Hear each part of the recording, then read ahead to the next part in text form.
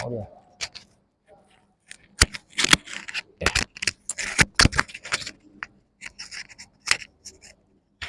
Sini dia.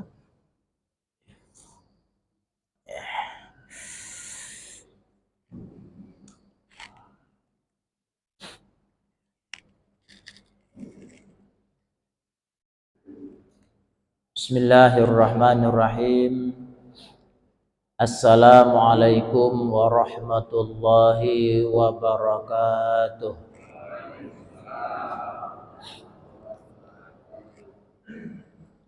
Alhamdulillahi rabbil alamin. Allahumma salli wa sallim wa barik ala sayyidina wa maulana Muhammad wa ala alihi wa sahbihi ajma'in. Amma ba'du. Qala Allah Ta'ala fil Qur'anil Karim. A'udzu billahi minasy syaithanir rajim. Bismillahirrahmanirrahim. Inna anzalnahu fi lailatul qadri wa ma adraka ma lailatul qadr. Lailatul qadri khairum min alfi syahr. Tanazzalul malaikatu warruhu fiha bi'izni rabbihim min kulli amr. Salamun hiya hatta matla'il fajr. Kaum bapak dan kaum ibu jamaah subuh yang dimuliakan Allah, alhamdulillah senantiasa kita mensyukuri nikmat Allah yang begitu banyak, senantiasa diberikannya kepada kita setiap saat. Allah enggak pernah lupa, Allah enggak pernah absen untuk memberikan semua itu, walaupun terkadang hamba ini ada yang tidak mensyukuri. Tapi alhamdulillah kita yang hadir ini dan saudara-saudara kita yang lain mensyukuri nikmat Allah. Dulu ada seorang yang dikategorikan golongan tabi'in, ya, bukan sahabat, karena kalau sahabat yang berjumpa dengan Nabi, kalau tabi'in setelah itu berjumpa dengan sahabat. Dia selalu berdoa dalam masjid. Zaman Umar bin Khattab menurut sejarah itu. Doanya aneh. Biasanya kalau kita kan minta supaya dapat banyak, ya. Minta yang banyak. Kemudian minta kalaupun masuk ke dalam golongan orang-orang banyak lah. Dia enggak. Doanya, ya Allah, masukkan aku ke dalam golongan orang-orang yang sedikit. Aneh kan? Biasanya kita kunyagiakan bakal simbue gitu ya. Dia enggak, ya Allah, masukkan aku ke dalam golongan orang-orang yang sedikit. Nah, ini cerita ini saya dengar juga dari alim ulama kita. Ya Allah, masukkan aku ke dalam golongan orang-orang yang sedikit. Ya. Amirul Mukminin heran melihat anak ini. Ini manusia yang satu ini doanya aneh, itu aja diulang-ulangi, ya. Ulang-ulang. Habis mendoa ditanya, kenapa kamu berdoa seperti itu? Enggak minta masuk ke dalam golongan orang-orang yang ramai, orang-orang yang banyak. Jawabannya sederhana. Saya membaca ayat Allah dalam Al-Quran yang bunyinya katanya qalilam ma tashkurun. Hanya sedikit orang-orang yang pandai bersyukur. Jadi orang yang bersyukur itu enggak banyak, yang sedikit. Jadi lebih banyak yang tidak bersyukur. Maka saya minta masuk ke dalam golongan orang sedikit supaya saya masuk ke dalam golongan orang-orang yang bersyukur, katanya. Jadi mudah-mudahan kita ini termasuk golongan walaupun sedikit tapi termasuk golongan orang yang bersyukur kepada Allah Subhanahu wa taala. Alhamdulillah. Selawat dan salam kita sampaikan kehariban junjungan kita Nabi besar Muhammad sallallahu alaihi wasallam beserta dengan sahabat dan keluarga beliau sekalian. Mudah-mudahan nanti kita bersama beliau ya masuk ke dalam surga, dan sebelum itu mudah-mudahan kita akan mendapat pertolongan beliau, mendapat syafaat beliau kelak di hari di mana kita akan mempertanggungjawabkan segala amal perbuatan kita, sekecil apapun akan ada balasannya, sekecil apapun ada perhitungannya di hadapan Allah Subhanahu wa taala. Hingga sekecilnya ini kalau kita tamsilkan zaman dahulu, kalau sekarang ini nampaknya sulit kita ketemu, tapi kalau zaman dulu masih banyak. Zaman dulu saya masih ingat rumah masyarakat kebanyakannya kan atapnya rumbia ya, saongna rumbia, agak rendah-rendah sedikit.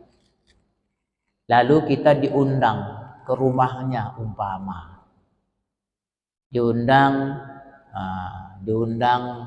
makan, mau pulang terasa ada makanan yang nyangkut di gigi, diambilnya lidi rumbia tadi. Kalau kau susuh, kan? Mau turun, enak tetek, congkelkan ke gigi, berapa besar lah itu? Congkelkan ke gigi. Atau barangkali kalau sekarang ini enggak seperti itu, mungkin di depan rumahnya ada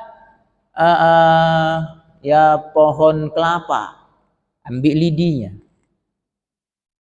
congkelkan ke gigi. Itu hari kiamat ditanya. Itu hari kiamat ditanya itu. Izin enggak dia? Kalau enggak izin masalah. Bayangkan ibu-ibu. Ya, kalau dia tidak izin masalah. Luar biasa. Jadi kalau kita pikir-pikir jamaah yang dimuliakan Allah, sekecil itu dihitung oleh Allah Subhanahu wa taala. Ya, memang mau kita nangis Bapak Ibu.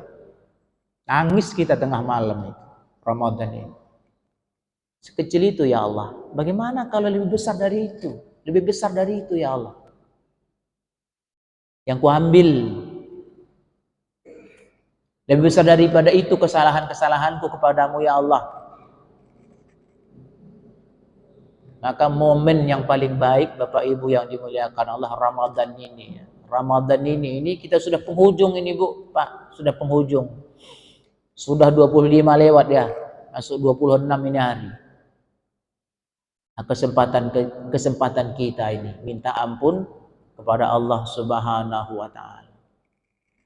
Maka jangan heran di beberapa tempat, umumnya di pinggir sungai Lesuaya, di simpang kanan, Ramadan ini begitu selesai salat tarawih, begitu selesai salat tarawih dan witir, selain bersalawat sebagaimana kita baca biasanya, kita kan biasa itu Sallallahu ala Sayyidina Muhammad. Kalau mereka enggak, di akhir Ramadan ini ada itu apa namanya itu ya semacam syair tapi harapan yang diterapkan oleh para alim ulama dulu. Ya, mereka baca itu walaupun pakai irama ya. Kalau kami di pesantren Tanah Merah itu dulu juga dibaca.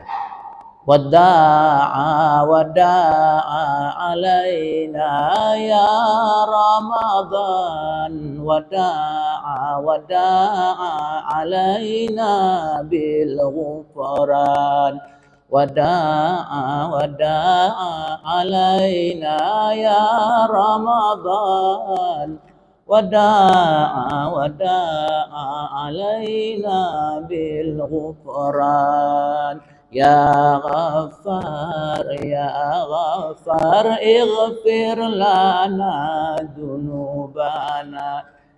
Saya lihat ada bapak yang ikut, ibu-ibu pun ikut, berarti pernah baca nih. Gitu. Wada'a alaina ya Ramadan, berpisah kita wahai Ramadan. Berpisahnya kita ini, kamu tinggalkan kami Ramadan. Tapi kalaupun kita berpisah, wada'a alaina bil ghufran, kalaupun kita berpisah ya Ramadan, semoga kami dapat ampunan. Bil ghufran, dengan dapat ampunan. Ya Ghaffar, ighfir lana dzunubana. Wahai Tuhan yang Maha Pengampun, ampuni segala dosa kami. Kan doa ya. Doa. Nah, itu rame. Rame-rame khusyuk membacakan itu. Ya. Jemaah sekalian yang dimuliakan oleh Allah Subhanahu wa taala, karena kita kan belum tahu ini ya, apa Ramadan depan kita masih diberi Allah waktu, umur panjang, sehat walafiat bersama seperti ini. Ya, karena kita lihat ada saudara-saudara kita yang Ramadan kemarin kita masih bersama. Ramadan ini mereka sudah nggak ada lagi. Nah, ya kita ini pun seperti itu. Bisa saja di antara kita yang hadir ini tahun depan udah nggak nampak lagi wajahnya. Kemana? Ya dia sudah dipanggil oleh Allah Subhanahu wa taala untuk berjuang. Ya masuk ke alam barzakh, ke dalam kubur, nanti akan satu saat akan dibangkitkan oleh Allah Subhanahu wa taala di padang mahsyar. Karenanya jamaah sekalian kita ya berpala-pala lah ya. Di akhir Ramadan ini, kalau kata Tengku Saadah dulu, Tengku Saadah ini biasa kami panggil Nenek Mancung. Nenek Mancung ini kalau kita katakan sekarang barangkali asisten lah ya, asisten Abuya Tanah Merah. Kemana-mana pergi jalan kaki, dayung. Pokoknya kalau diperintahkan Buya, Tengku Saadah, las kami gelombang dah, tujuh kau sendi, berangkat. Gak peduli naik apa, pokoknya berangkat. Ya, apa kata beliau? Cepalak cituk. Ya, istilah beliau ada kalah agak bain tekedah, itu kenang-kenangan juga itu. Kalah agak bain tekedah, agak tebagian tekedah. Nah udah bagi selesai katanya. Jangan bingung-bingung, jangan susah-susah hidup ini katanya. Agak kita seperti ini, cuma takdirnya lain. Maka katanya kalah agak bain tekedah. Satu lagi itu katanya cepalah. Habis tawajuh gitu, cepalah ibu-ibu, artinya salat. Apa yang bisa dikerjakan? Cepalah. Biasanya mereka kalak cepalah, gue dapet nih. Artinya kukut kalau bahasa kita. Kalau bahasa Indonesianya apa itu ya? Itulah pokoknya cepalah lah. Pokoknya asal ada kesempatan, ambil. Itu dia. Alhamdulillah. Jemaah sekalian yang dimuliakan Allah Subhanahu wa taala, barangkali untuk tausiah umumnya itu, kemudian masuk kita kepada pembahasan kita lagi yang barangkali pembahasan kita masalah zakat itu enggaknya tuntas itu. Karena selesai masalah satu, kemudian datang masalah yang lain yang harus kita bahas jemaah yang dimuliakan Allah Subhanahu wa taala. Bagi zakat karil hakik zakat fitrah dulu. Zakat fitrah bagi dulu. Zakat fitrah dulu. Zakat fitrah bayar bekas satu pakai kepeng bagi lah dulu. Sampai bagi tahap haram lalu kahat. Allah ya enggak apa-apa ya. Kalaupun dia bayar, toh ada juga pendapat ulama, tapi ulama yang kontemporer, ulama sekarang ya. Bukan enggak ada ya, ada pendapat ulama seperti itu. Jamaah sekalian yang dimuliakan oleh Allah Subhanahu wa taala, hadirin hadirat yang berbahagia. Ya. Zakat fitrah kewajibannya, kapan kemarin ibu-ibu ingat, kapan wajib bayar zakat fitrah? Terbenam matahari Ramadan terakhir. Itu wajibnya. Jadi sampai selesai sampai pelaksanaan sholat Id. Walaupun ada juga ulama masih membolehkan setelah itu, yang penting satu hari itu. Tapi jumhurnya sampai dengan pelaksanaan sholat Idul Fitri itu wajib. Jadi sehingga jamaah sekalian yang dirahmati oleh Allah Subhanahu wa taala, apabila ada orang meninggal dunia sebelum masa wajib itu, maka zakat fitrahnya enggak wajib dibayar. Contoh, ada orang sakit atau tanpa sakit di akhir Ramadan, sudah 29 Ramadannya, udah 30 bahkan. Kita katakan kalau kita hari raya nanti Sabtu, hari Jumat pagi masih sholat dia dengan kita, umpama asar meninggal, udah malam takbiran, asar meninggal, bahkan dikuburkan pun malam. Kan udah dekat kali itu. Wahai sebelah nih dah, wahai sih. Tapi ketika dia meninggal saat itu, maka zakat fitrahnya tidak wajib dibayar. Kenapa? Karena dia meninggal belum masa wajib. Belum masa wajib, karena wajibnya kan maghrib. Dia meninggal sebelum maghrib, berarti dia tidak hidup pada masa wajib. Kan mudah mencernanya itu ya. Karena dia tidak hidup pada masa wajib, maka tidak wajib dibayar zakat fitrahnya. Tapi kalau anak yang lahir tanggal 29 hari Ramadan lahir, atau malam hari raya itu lahir anak, ya. Begitu lahir anak tadi, walaupun usianya baru 1 hari, maka saat itu dia sudah wajib dibayar zakat fitrahnya. Bukan dia yang membayar, tapi dibayarkan zakat fitrahnya oleh orang tuanya atau oleh siapa yang menanggungnya.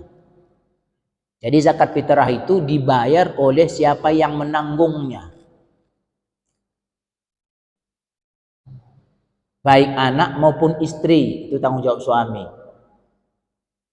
Kalau ada asisten di rumah, kalau dulu kan istilahnya pembantu ya, karena pembantu itu mungkin bahasanya agak kurang halus, sekarang diistilahkan asisten rumah tangga, ART, asisten rumah tangga. Ada asisten rumah tangga di rumah, kerja di Ramadan ini, walaupun kerjanya hanya bulan Ramadan. Siapa yang wajib membayar zakat fitrahnya? Ya yang punya rumah. Apabila ia ada di rumah pada masa wajib. Tapi kalau pulang dia sehari sebelum hari raya, pulang ke rumah orang tuanya, maka kewajiban membayarnya itu orang tuanya. Kalau kita sudah bayar duluan, nggak apa-apa. Nah, umpama kita bayar malam 27, dia pulang ke rumahnya hari 29, ya udah di rumahnya dia tidak wajib lagi membayar zakat fitrah itu. Termasuk jamaah sekalian yang dirahmati Allah Subhanahu wa taala, mana tahu ada tamu. Ada pemilik kita datang atau entah siapalah bertamu di rumah kita malam hari raya, atau sebelum terbenam matahari dia datang ke rumah bertamu. Tanya, udah bayar zakat fitrah belum? Kalau katanya zakat fitrahnya belum dibayarnya, maka kita yang punya rumah berkewajiban membayar zakat fitrahnya itu, karena dia pada malam itu adalah menjadi tanggung jawab kita, jamaah yang dimuliakan oleh Allah Subhanahu wa taala. Hadirin hadirat yang berbahagia, itu menyangkut dengan zakatul fitri, zakat fitrah yang kita tunaikan itu. Kemarin ada pertanyaan, tapi setelah bubar ada pertanyaan, perlu juga kami sampaikan kepada kita semuanya supaya kita ketahui. Boleh nggak zakat fitrah itu dibayar sendiri? Nggak kita bawa ke masjid? Umpama ini bapak-bapak, ibu-ibu, belum dia bayar zakat fitrah hari ini. Cuman dia tahu ada mungkin tetangganya, biasanya terkadang dia dapat, dari panitia, kadang enggak, kalaupun dapat mungkin cuma 2 bambu. Kasihan kita lihatnya. Nah, ini perlu ditolong, ini perlu dibantu. Malah aku pakai THR orang mau pakai akuin. Aku agak susah, mang. Udahlah, zakat fitrah saya ini saya berikan kepada dia. Kebetulan zakat fitrah kita tadi lumayan, ya kan? Ya sampai 1 kaleng umpamanya untuk 6 orang, untuk 7 orang. Sampai 1 sak yang 15 kilo. Udah antarkan sama dia. Serahkan. Nah, ini zakat fitrah kami sekeluarga, mohon kau terima, mohon kamu terima. Diterimanya udah selesai. Sah zakat fitrah kita itu. Perkara tercatat sama panitia atau tidak, nah itu kan urusan administrasi ya. Ya kalau kita perlu juga tercatat di masjid, tinggal lapor aja. Pak Imam, zakat fitrah saya udah saya serahkan ya sama si Manianu. Artinya boleh, ya boleh kalau zakat fitrah boleh diserahkan langsung oleh yang bersangkutan. Jamaah sekalian yang dimuliakan oleh Allah Subhanahu wa taala. Maka kemarin kita sarankan bagi orang yang terlambat membayar zakat fitrah, ya udah kita suruh aja dia memberikan supaya para petugas, para amil zakat tidak berat untuk membagikan pada malam itu. Ya. Dibolehkan sih. Ya, dibolehkan memang dibagikan besoknya oleh panitia, tapi ada sebabnya. Sebab darurat. Kalau darurat itu apa saja pun kan boleh ya kalau darurat. Makan ular itu kan haram, tidak boleh. Tapi kalau nggak ada makanan lain, beramak capangan mati. Ya kudap, panggang. Makan pada saat itu, makan sekedar supaya bertahan hidup, boleh. Karena namanya darurat. Ya, zakat itu tadi pun begitu. Kalau memang sudah darurat, apa daruratnya? Tak memang bisa lagi dibagikan pada malam itu. Kendaraan tak ada satupun. Kan darurat itu. Panitianya memang nggak sempat sama sekali. Memang nggak bisa lagi dibagikan. Nah, itu namanya sudah darurat betul. Ya. Nah, tapi kalau enggaknya darurat hanya sekedar apa namanya? Ya alasan-alasan nggak sempat. Apa alasan nggak sempat itu? Ya aku udah minta bagikan, enggak malah mau ngajak. Oh, dan sempat perahu undang depak. Ya kan? Becak banyak, mobil pun ada yang bisa dipakai, dipinjam. Nomor HP ada. Artinya kemarin ketika ini saya sampaikan pembahasan ini di Masjid Baitul Ihsan samping MCN, mereka nanya, boleh nggak kalau yang mustahak zakat itu yang kita minta datang? Boleh, saya katakan. Kan nggak mesti kita antar. Nah, siapa kira-kira? Kita pesankan, tolong pesankan sama ibu itu ya, bapak itu ambil fitrah di masjid. Udah diambilnya, selesai kita. Jadi nggak lagi menjadi tanggung jawab para amil zakat. Jemaah sekalian yang dirahmati oleh Allah Subhanahu wa taala.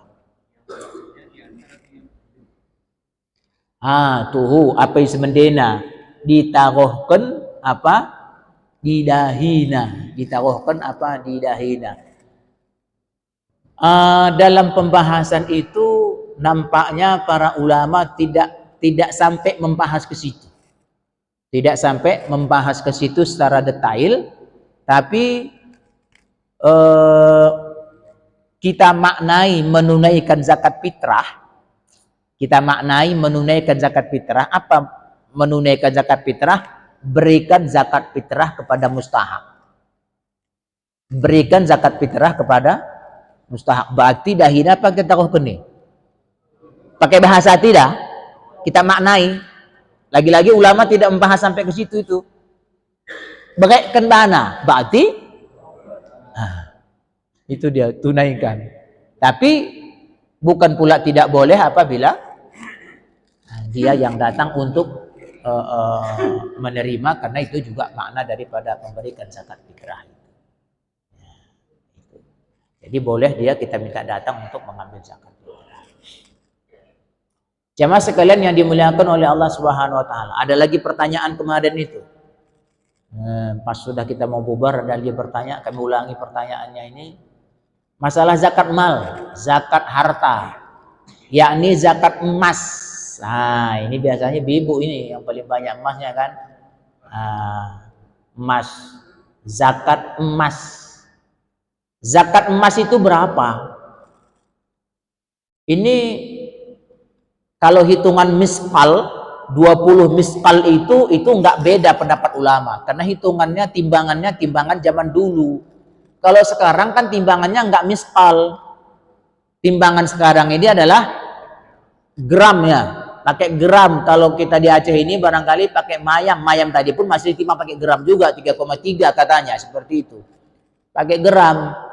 Jadi sehingga ketika dihitungkan dengan gram, sehingga ada juga perbedaan pendapat para ulama.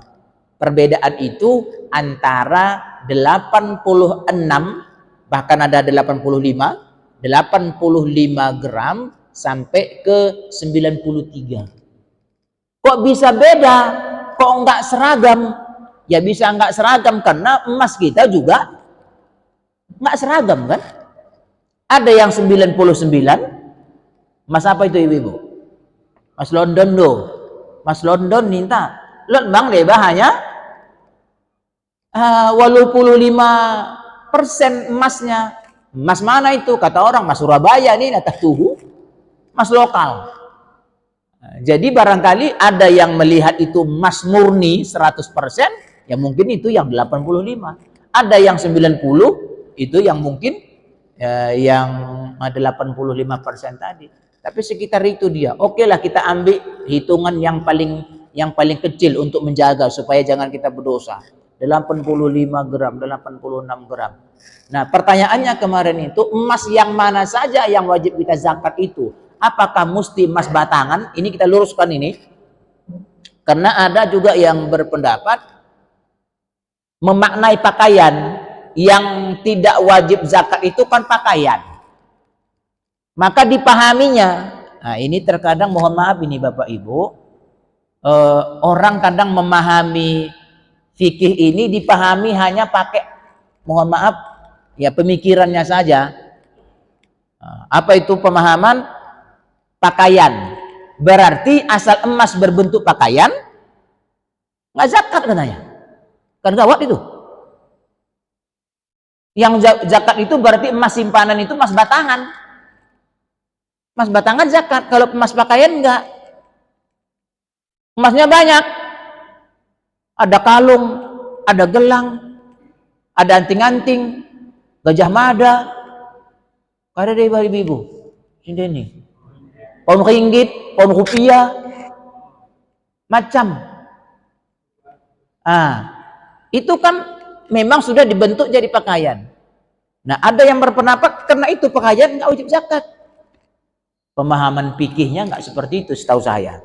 Pemahaman fikihnya, pakaian itu maknanya adalah emas yang memang sehari-hari dipakainya. Walaupun terkadang juga dilepas, tapi lebih banyak dipakai.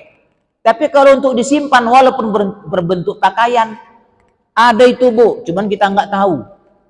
Ada itu kalau orang-orang pinggir sungai masih ada 1-2 itu. Bahkan di Sebulu Salam ini pun masih ada. Ketahuannya setelah dia meninggal dunia. Apa itu? Bukan dipakainya, nggak pernah dipakainya pun, disimpannya. Apa itu? Emas rupiah dai. Apa mahal rupiah pada ringgit? Mahal ringgit?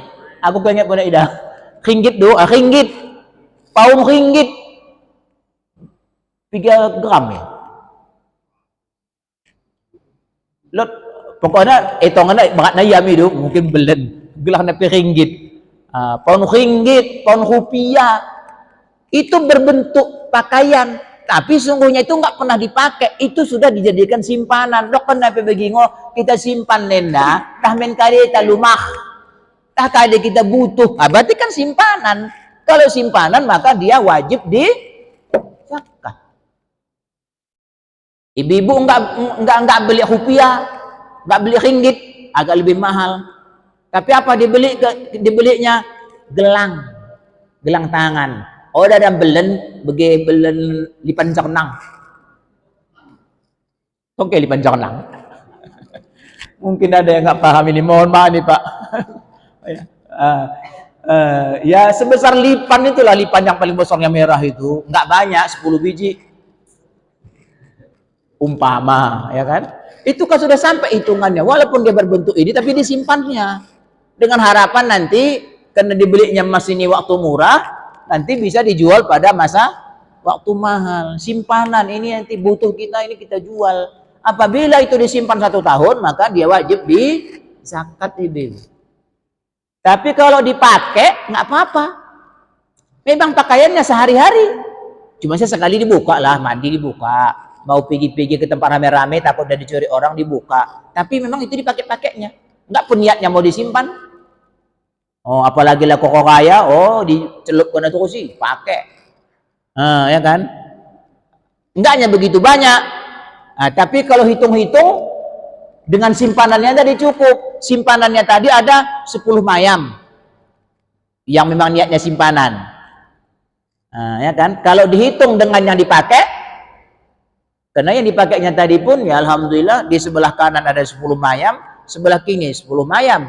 Cincin perkara cincin hitung-hitung 20 mayam, tambah kalungnya 20 mayam juga. Akhirnya hitung-hitung lebih bahkan banyak sudah. Apakah itu dizakatinya? Enggak. Karena dia bentuknya pakaian dan memang niatnya pun untuk pakaian. Itu kita luruskan ya. Bentuknya pakaian dan niatnya pun untuk pakaian. Tapi kalau memang dia walaupun bentuk pakaian tapi niatnya simpanan, maka itu berarti berbentuk simpanan.